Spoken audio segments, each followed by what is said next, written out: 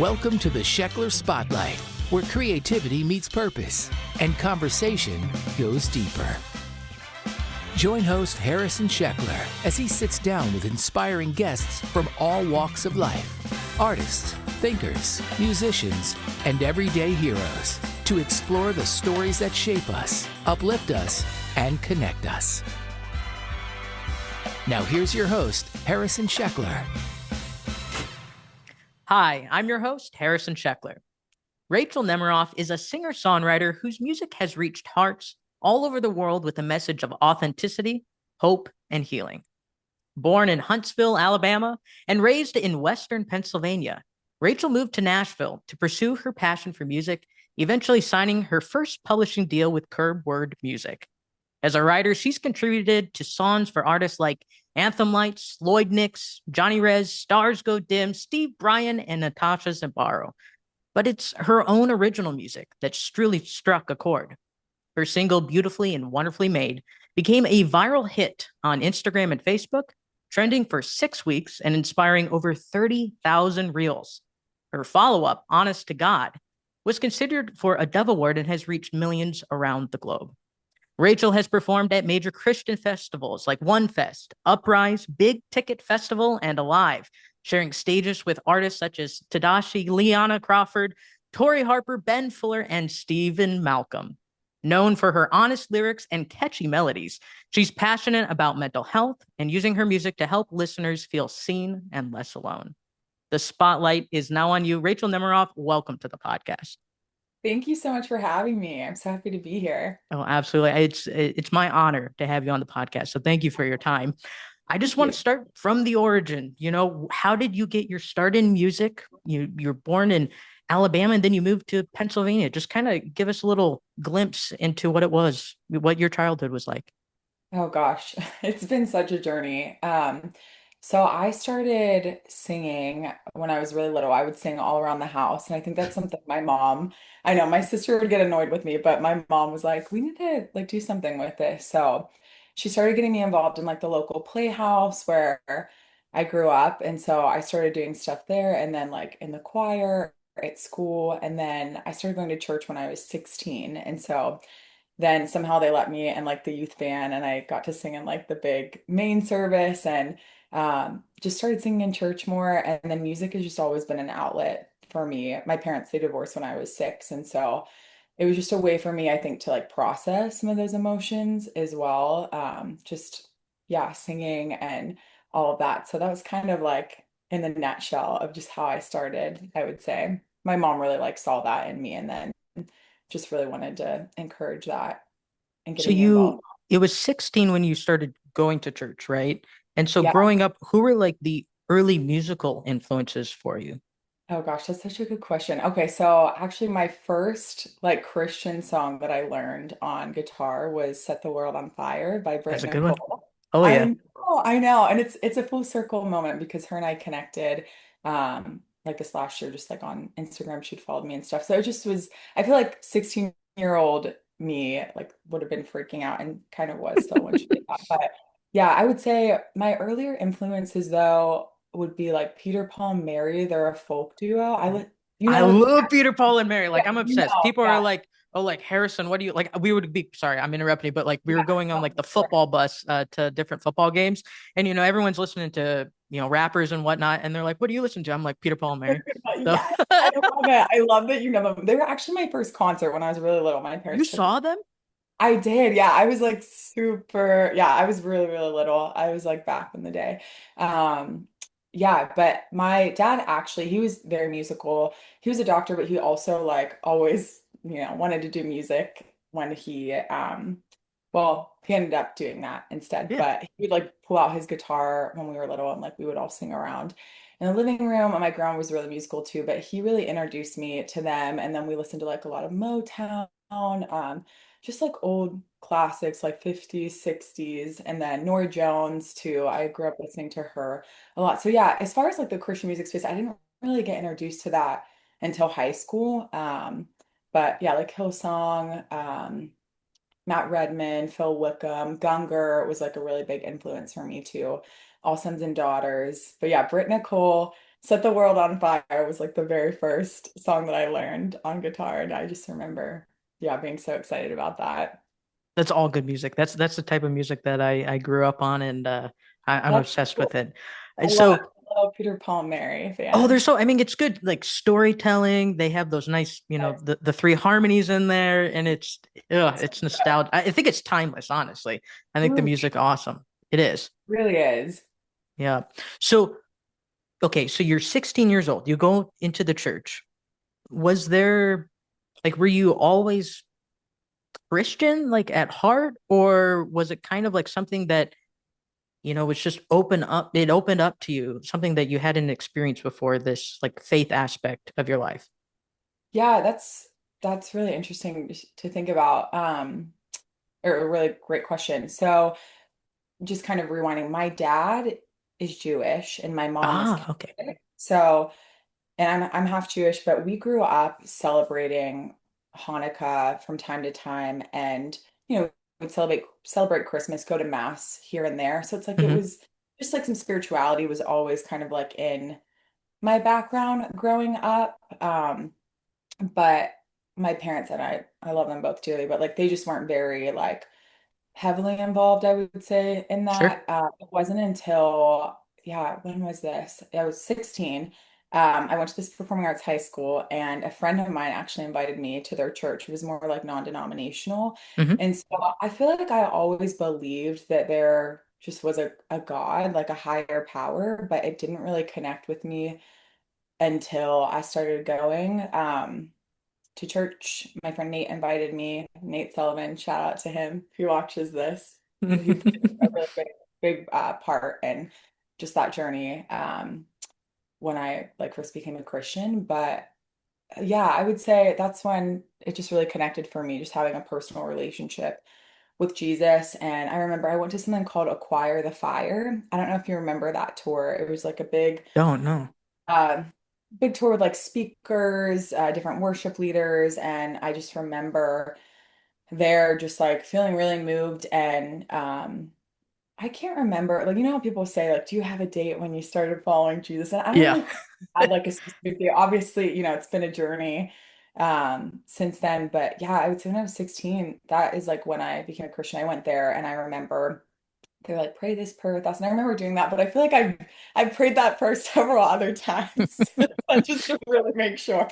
But no, it was honestly a really good experience. I feel like everyone was just so kind who I'd met like at the church during that time. And yeah, then I started getting involved in helping lead worship with the youth group, and they really just believed in me there. And it was just a really safe place for me to just, I don't know, I didn't even realize like I could actually sing and do some of this stuff. And so the youth pastor at the church that I started going to, that my friend invited me to, really just like helped me with that too, and just really encouraged me in those gifts. I think it's really interesting that you had the background of Catholicism and then Judaism. Yeah. So I'm Catholic. I'm a director of music at a Catholic church, professor at a Catholic college, Oh my God. and but I collaborate with other Christian denominations all the time. And then I actually, when I was living in Tucson, I played for a Jewish synagogue. Like I was their Oh, so pianist. So I love like the rich heritage from all these different ideas.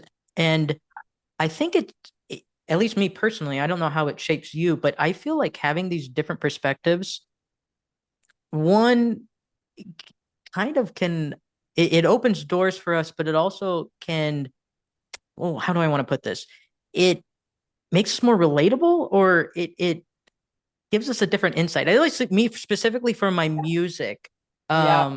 it's given me some different influences where if you're just in like the praise and worship music, which I love praise and worship music, or if you're just in the hymns, or in Judaism, they have their whole other way of worshiping with music. I think it really adds something to like the flavor of what you produce.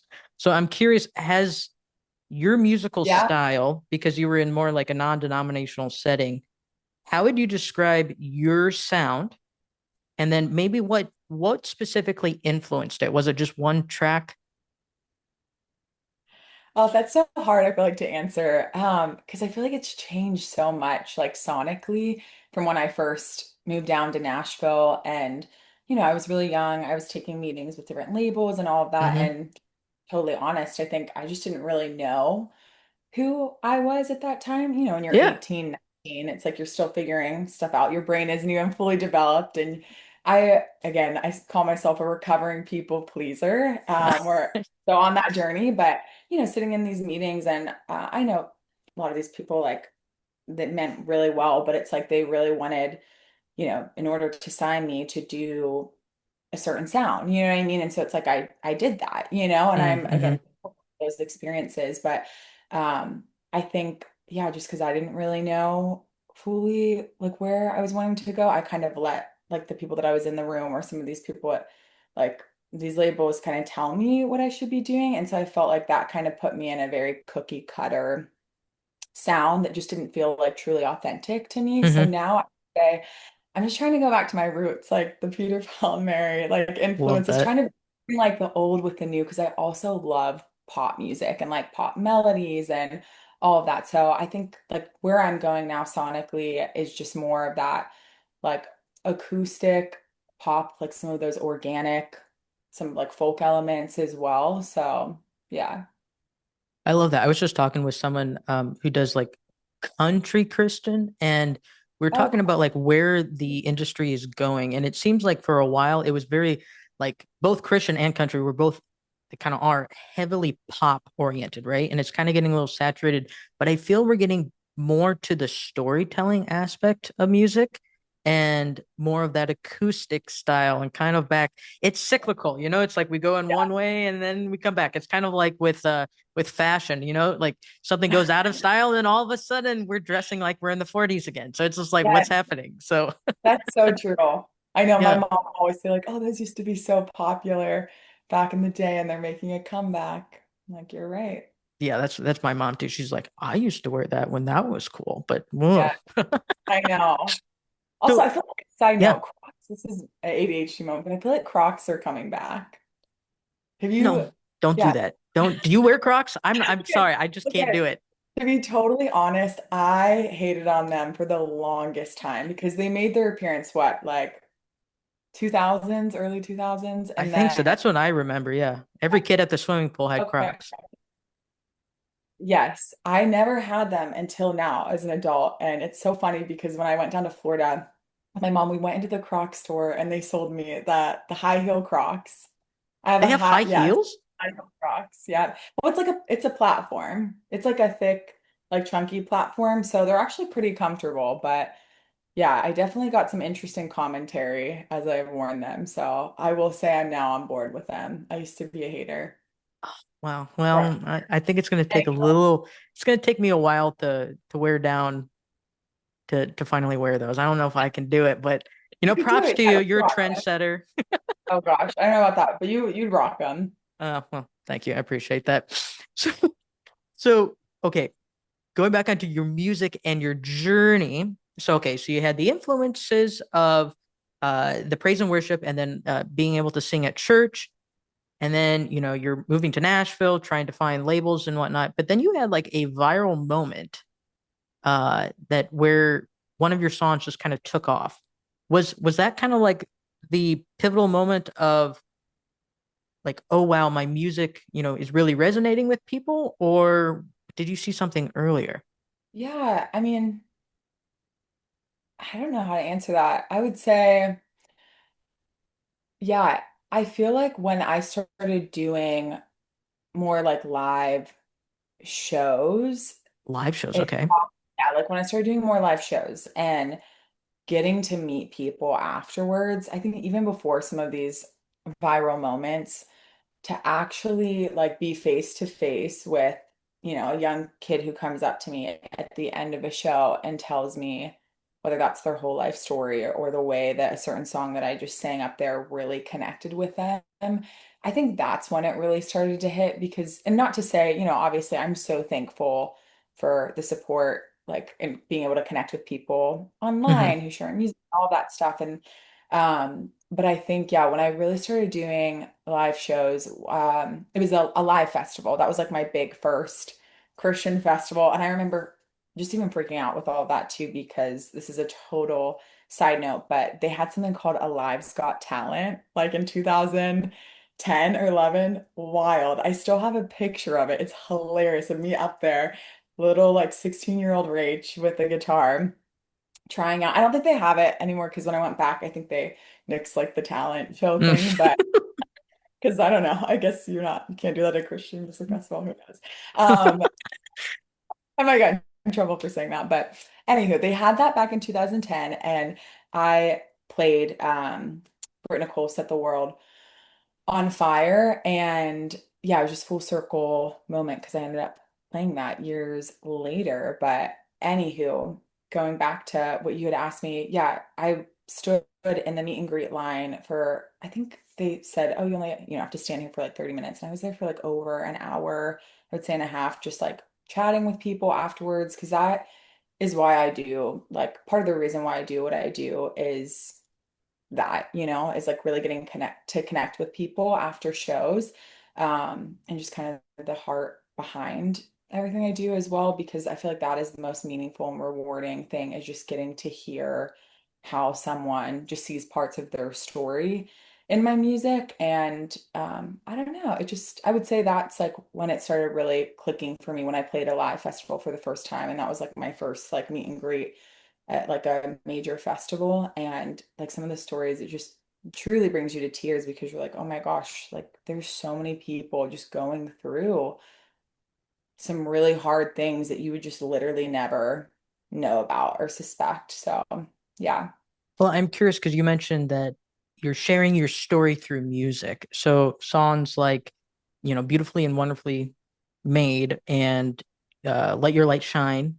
So are there specific songs that really encapsulate your personal story and you feel like what's the background on these stories and how they came to be?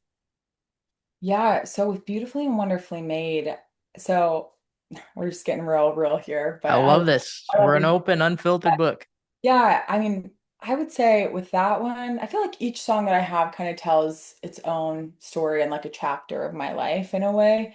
Um, with Beautifully and Wonderfully Made, so I struggled growing up just with some disordered eating, and body image and all of that. And it really, gosh, I remember even looking back at pictures. I was talking to a friend not too long ago, and I remember just having just so many different thoughts about myself of like thinking I was like really massive, just like so much body dysmorphia. And I Mm. look back at photos and I'm like, oh my gosh, you know what I mean? I was not a bigger person. You know what I mean? It was totally just like warped to my brain. And a lot of healing has happened since then. And I'm so thankful for that. But at that time, I think too, just, going through my parents' divorce and experiencing that and just other just hard things as a teenager you're going through, I think that was probably contributing to some of that. And then just some other things that I had growing up as well that I think kind of affected just my self-esteem and body image. And so I really wanted to write a song kind of for like younger Rachel in a way, and just reminding her like the things that you might not like about yourself are the very things that actually make you so like unique and special. And I also wanted to just remind somebody else who might be going through that. And I think especially nowadays, young women have so much pressure on them, to like look a certain way, act a certain way, don't be too loud, don't be too this or that, you don't want to cause a problem. And I'm just like, oh, I don't know. I could go off on a whole little rant, but I would say, yeah, I just struggled with that growing up, and I wanted to write that song for not just my younger self, but for another little girl who might be hearing that and just might not like certain things about herself, and just to remind her that she truly is beautifully and wonderfully made in the image of God, and that nothing about her is a mistake. So, yeah, I would say that in a nutshell. I love that. And I think it's a beautiful message. And it's obviously resonated with so many people. I think when an artist is truly creating wonderful art is when it can relate to the human beings around us and we have that connection. And also it's important for the artist to speak truth, and because no matter what it is, it's going to resonate with someone out there. I think there's a lot of artists who they're like, oh, my work's not being seen. But I think if you're being honest in your work, it's going to resonate with the right people out there. And I think you've probably seen that in your own music. What is the fans interaction or the people listening to your music? What has the response been? Oh, I feel like it's so different each time, but like it's always very encouraging. I think yeah, the biggest thing that I've gotten is the people have just said they feel seen and they feel like less alone with what they're going through, and it gives them just some hope in the Mm-hmm. hard things. But yeah, the biggest thing I feel like I hear is just, oh wow, like they share something that they've gone through, and I think, you know, just being reminded that you're not alone can be such a powerful thing without even having to tie a bow of like, oh, but everything's going to be okay. That's like the biggest thing I think I get of just like, yeah, like with Honest to God, it's a song just really to anyone who might be struggling with their mental health. And there's not really like a nice bow tied up in the song of like, oh, but everything's gonna be okay. It's just like, no, God sees you where you're at, where you are. And I'm just reminded too, like Jesus mourned, and that's okay. And there doesn't always have to be like, but God, because it's like, oh, we know that. Sometimes people just want you to sit next to them and be like, hey, it's okay that you're not okay right now. And there doesn't really need to be anything else said sometimes. And I've had to learn that even just in my past when, you know, baby Christian Rach was going around being like, oh, but God, it's like I've had to learn it just through my own stuff, you know what I mean? And getting just more in touch with reality and my own emotions of yeah, I don't know. I feel like I'm going off on a little rabbit Oh, I trail, love but this though. I would say, yeah, that's like the biggest thing is just people feeling like they're not alone. And I've actually had like several people in my DMs too who aren't even Christian who have messaged me and they're like, the song just makes me feel like connected to a higher power. And I'm like, that's amazing. So I always just want people when they listen to my music or even come to my page that they feel like they can be freely them. Um, and they know that they're seen and loved for who they are exactly and where they're at. So that's kind of like my whole goal and mission with what I do. I love that. And I think we are in like an epidemic of loneliness, and just the fact that just if you're seen, you don't have to necessarily fix the problem, but as long as people feel like they're being heard and they have someone that is there to Yeah. not fix the problem, but just be there, like that, it's so little, but it's just being present. I think So presence, powerful. it's Yes. extremely powerful. Exactly. And anyone can do it. You just have to, one, be an ear that you can listen, and then just go through. And yeah, it's Hmm. it's really simple. Just be an ear and just a kind listening person, I and know. I know. it can go a long ways. So, and I think that's beautiful that you are also resonating with so many people, Yeah. and you're speaking truth, and that's what people relate to. Going forward, well, you just released a single in May. It's called Pray. How did that come to be? Well, I went through a breakup in the fall Oh, and okay. just not the person for me, and that's okay. And I'm so thankful for that experience. And I feel like a lot of people, it's can experience and relate to that where it's like, oh, you can date someone who's like a really awesome person. And so I really wanted to write this song to get it out, and I wasn't even sure if I was going to release it. I wrote it back in January, and it just was a really great way for me to kind of process that. And I put it out. So yeah, it came out in May, and I feel like it's been connecting with people just who maybe been through something similar and can understand that it's like, yeah, sometimes it makes it even harder when it's like they're a really great person, but you just like it doesn't work. You know what I mean? And so, Mm-hmm. Everyone just can relate to it, and they have these experiences with relationships. And some people, relationships, they don't fit. Like you said, the person could be a really good person, but it's just not the right fit. What? Oh, I'm curious. So, Rachel, do we no. have any like dating advice? I've never really asked anyone this, but what do you think? What are the Oh things that my you are goodness. looking for in a person, and what would you want, or what would you give advice to someone else looking for someone? Oh gosh, I don't know if I would be the best person to ask for advice. I'm still learning. Um, Gosh, I would say, well, what I'm looking for is a kind man, honestly. Someone who loves God and who wants to build and grow together and just has like emotional intelligence. I feel like that's really important to me. And also someone who values like community, their friends Hmm. and family. So, but I would say as far as dating advice, gosh, I don't know. I would say yeah, I would tell anyone listening, try not to put too much pressure on stuff. I feel, especially sometimes in the religious, like Christian space, people feel like, oh, you have to know, is this person your person or your husband or your wife? And I'm just like, you don't, you actually don't. And I think when you can take that pressure off, it can just make getting to know someone so much more enjoyable. So that's what I would say. And just, yeah, if someone is seems normal and nice, like go give them a shot. Go grab tea, go grab coffee. It doesn't have to be a big date or some big, oh, I have to know, you know? So that's what I would say. Just take the pressure off because life is so short. Like just go and healthily like date and enjoy getting to know someone else. Yeah, we need more of that human interaction because there's the apps and you can meet people online, but it's not the same talking one on one with someone, and just simply grabbing a coffee and just learning Yes. about them and then listening, right? We talked about people want to be heard. Well, they also want to be heard in a relationship setting too, and so I think that's really important. Oh, Hmm. And you also give yes, grace to the absolutely. person.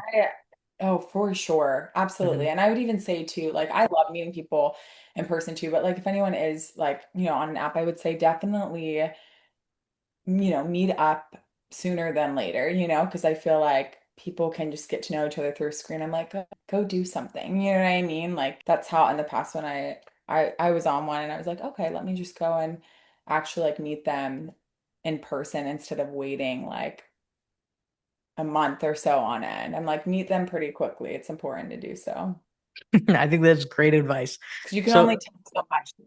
Yeah, through a screen. oh, That's what I exactly. would say. Yeah. Anyway, but I want to like really dive into like what you have coming up on your schedule and everything. Like what does 2025 have for Rachel coming up and what projects are you going to dive into and maybe any performances? Yeah, yeah. So I have a few performances coming up, kind of more like one-offs. I'm playing in Denver at a gala there. I know I'm super excited in September, and then just some writers' rounds. One in Tennessee, and then I have a show in Alabama next weekend, and then I think something in Florida as well. So it's just a few here and there. So I'm really excited about that. And then as far as like my projects goes, I'm finishing up my EP called On My Way. So that'll be finished up this fall, right? And then I have, yeah, two more. And then I think I might do like a Christmas song or something. And then other than that, I'm just spending time with friends and family. And it's just been a really I would say 2025 has been a very full and also yet like peaceful season for me. Just a lot more balanced. Yeah, it definitely sounds like it's full. You have all these exciting things. What's your favorite Yeah. season? Is it Christmas? Okay, it is fall. It is fall. Or you say favorite holiday or favorite Well, I season? guess I I said know. I I'm said season, but like Christmas. Yeah, sure. okay. Okay. Okay, yeah, I guess Christmas can be a season. Um, yeah, we'll just make it a season. So fall, I'm a fall girly through and through, but no pumpkin spice lattes for me. No, okay, so you're not like the typical white girl, got to get my pumpkin Yeah, spice yeah, latte. not yeah. But maybe if you go on a No. coffee date, What'd you say? maybe if you go on a coffee date with someone, what are you gonna order? A matcha, of course. Yeah, my sister, she likes matcha, and she tried to convince me to drink it, and yeah, I'm What'd kind you of under think? this. Say that again. Honest opinion. Okay. Honest opinion. Okay. Sometimes, depending on the place, it's really good, but the more it tastes like I'm drinking grass, the less I can do it. Though they say it's like pretty healthy for you, I guess. It is. Yeah, it is. It's definitely an acquired taste for sure, but hey, that's okay. You don't have to like it, but Was I love I'm one of those people like give me my black American coffee, it. not Okay. American, just black coffee. And Yeah, like, no I mean, cream maybe sugar. Folgers is my American. I'm so bad, like I'll drink mud. Like, give me it black Folgers in the morning and I'm happy and I'm good to go. I could probably drink an entire I do drink an entire pot of coffee every day. Yeah, that's so fun. That's impressive, honestly. Well, Good it's kind of surprising. You think that I'd be like jittering right now, for but you. I'm doing okay because I've already To had each their own. I've had at least half a pot of coffee right now, and I'm not too jittery. So, That's amazing. I love that for you. oh, thanks. So, okay, so with your music, if we had to just encompass it, and we're going back to your artistry, what do you want people to get from your music specifically? What are you trying to get across? Yeah, I think kind of touching on earlier of just kind of why I do what I do. It's just reminding people, I would say, when they listen to my music, I want them to feel truly like they're not alone in what they're going through. And also that there is like healing. And yes, there is hope, but I think the main thing is just for them to truly feel like seen and loved for who they are, exactly where they're at. And yeah, that's what I would say. I just want it to bring like some sort of just feeling of you're not alone. I know I've said that like so many times, but that has just been so helpful for me growing up. Like some of the things that I share with of walking through. There's just been certain songs that I listened to where I just felt so seen, and as simple as that sounds, it's so powerful. And just for them, yeah, to know that like it's okay to not be okay all the time. I think that's beautifully said. What would be your advice to people that are maybe struggling and maybe, looking back at your own experiences, what has been some specific things that have has helped you? That I mean, if we're getting real here, like one, what are your struggles and how can maybe they find help?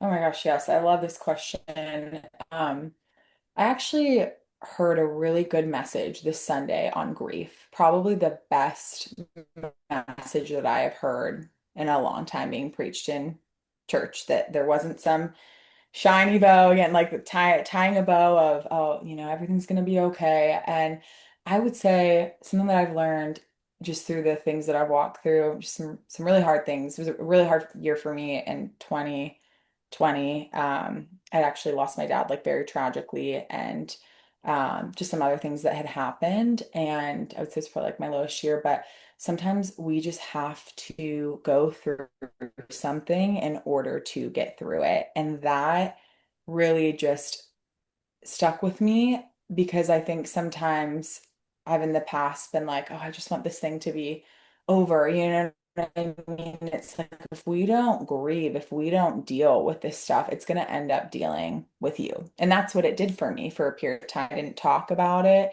for about 6 months. It was very traumatic. And then it started coming out with anxiety, like crippling anxiety. And I'm not someone who gets like super anxious all the time. I'm pretty chill, but I experience like three.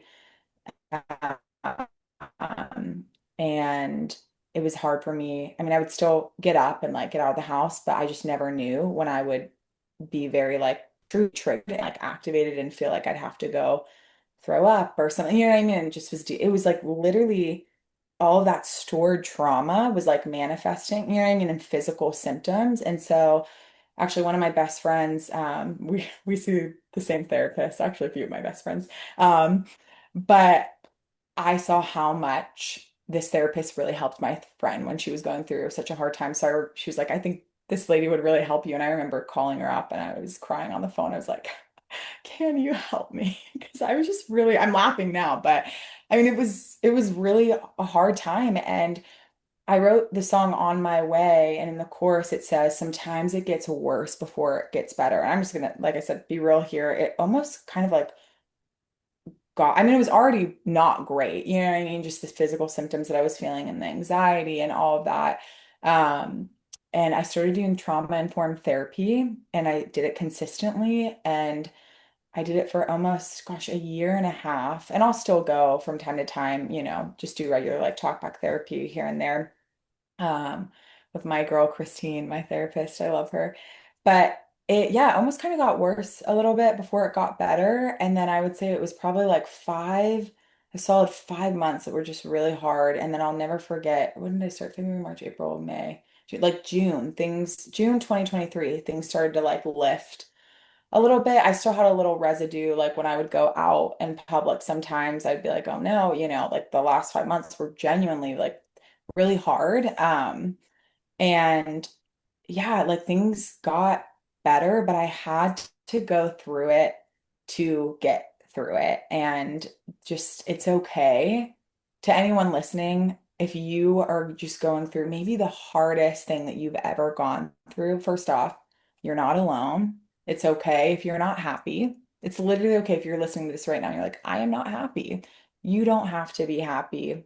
And grief is essential, what I heard in this message Sunday, for our health, for our physical health, for our spiritual, emotional health. It is so important because if you don't end up grieving like in healthy ways, like you're going to act it out, is what the message that I heard, like in unhealthy ways is what he was saying. And so it is essential to our health. So I would say like it is absolutely okay to do that, and to grieve. And I remember him saying too on Sunday, he's like, if you're never sad, that's a problem.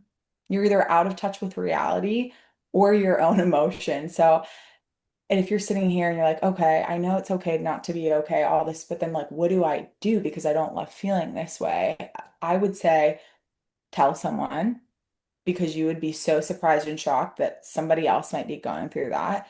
Number two, I am a huge believer in therapy, like finding a good therapist. I actually almost went back to school to become a counselor. I was Oh, accepted wow. into the master's program and everything. Yes, that's a whole other side note, like God story, but I ended up signing my deal instead, but I still might go back one day and do something with that. But like I've just seen like even statistically, like how much it's just proven to help so much. So I would say, even if you're a Christian, you're watching this too, and you're like, oh, maybe you've been told just pray more, like go to church more, or, stop being anxious or trust God more, and then you'll be okay. Like, that's just not really how it works. And God gave us so many amazing resources like therapy, or I have nothing. I personally have never taken medication. I actually went to go talk to someone during that really hard time to inquire about it. Like he gave us all these incredible resources. If you need that, like it's okay. And it does not mean that you're not trusting God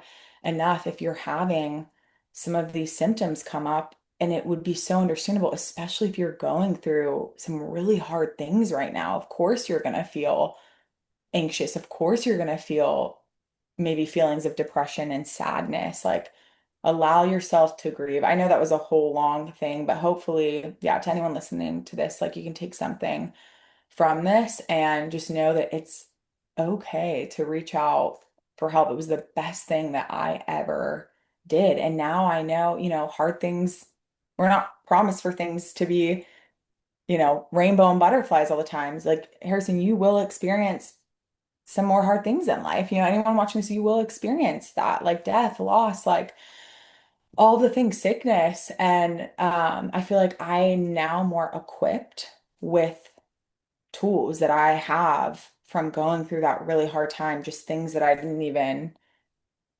know about, like when I was feeling really anxious, something that my therapist told me that could be really helpful is a temperature change. Like I had no idea about that. Like it is Hmm. statistically proven to literally take down your nervous system if it's, several notches. Like if it's really elevated, go grab a piece of ice or go run your hand under cool water. Like so many different breathing exercises, techniques. I could be here all day, but I would just say, like, sometimes you just have to go through it as much as it might suck to get through it. I think that is Be- beautifully Yeah, said better on the side.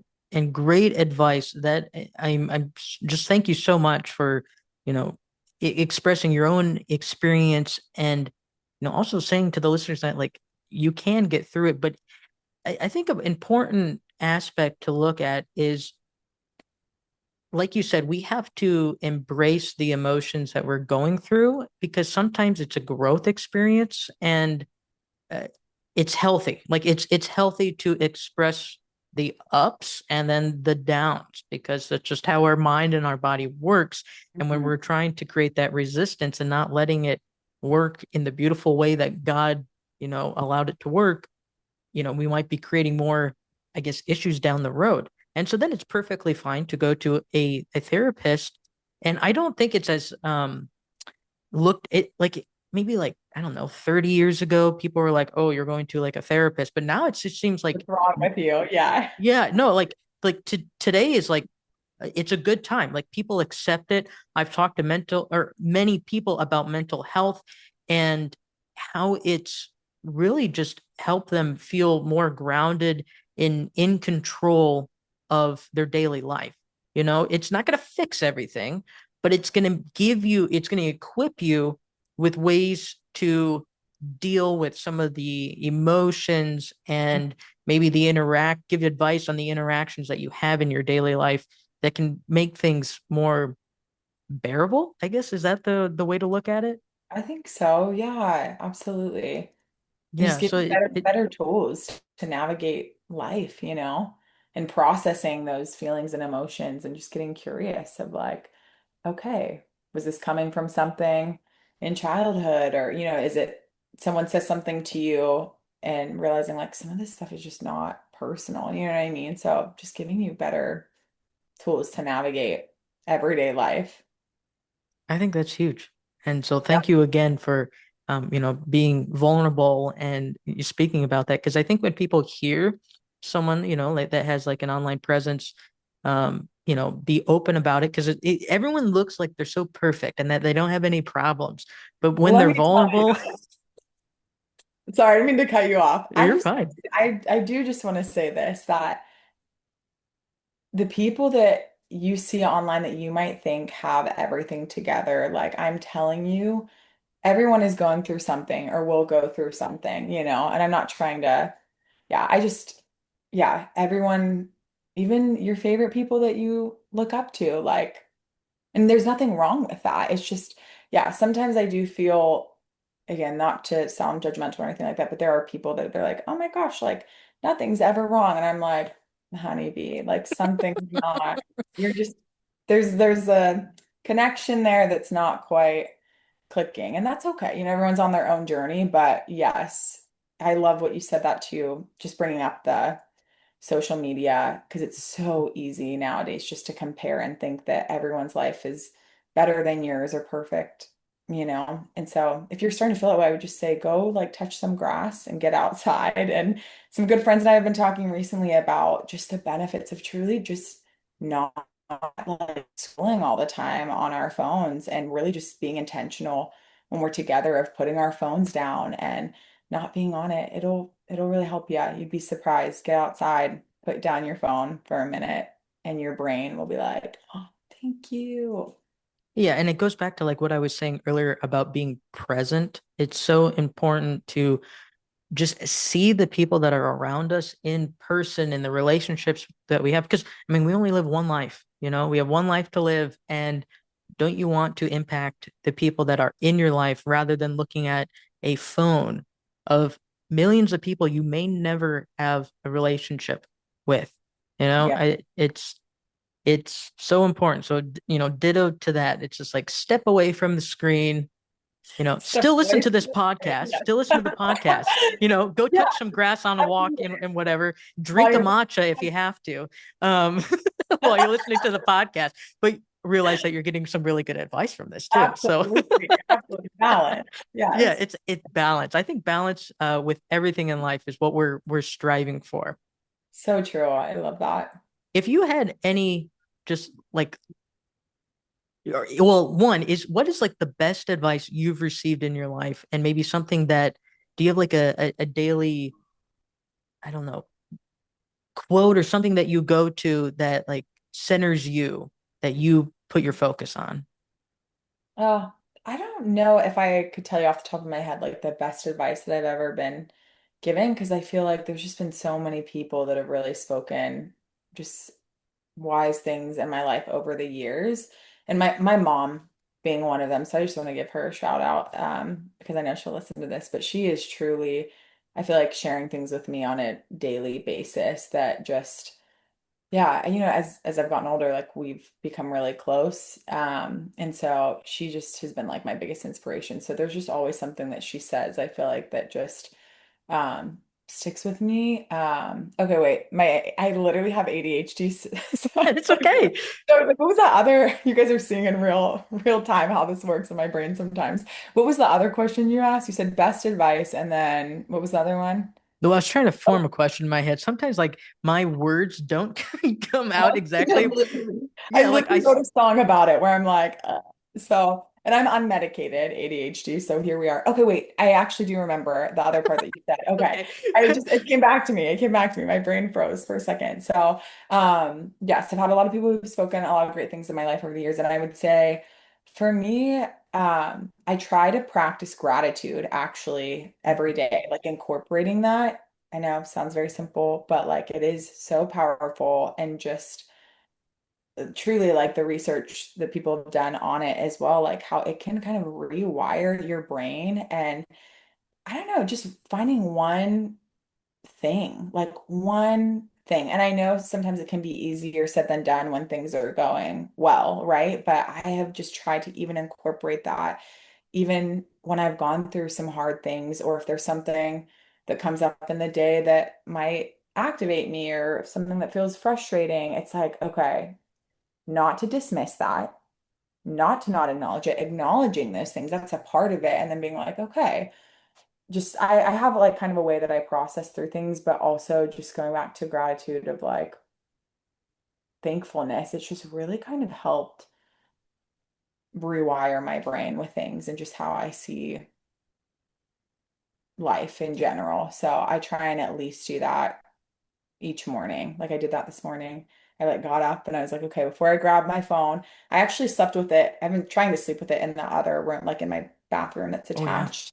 And I just was like, before I go and run to my phone, I'm gonna just sit, roll out of bed, sit on the edge and just take a deep breath in and express some gratitude. And I'm really big a proponent of just like small little prayers like throughout the day. I used to think earlier on, like, oh my gosh, I have to, it honestly was causing me some anxiety. Like I have to pray these big prayers and like read my devotional and read my Bible every day. And it's like, no, and I don't, you know what I mean? And that's okay for me. And I feel very connected with God still, but just like small little prayers throughout the day help me too. So.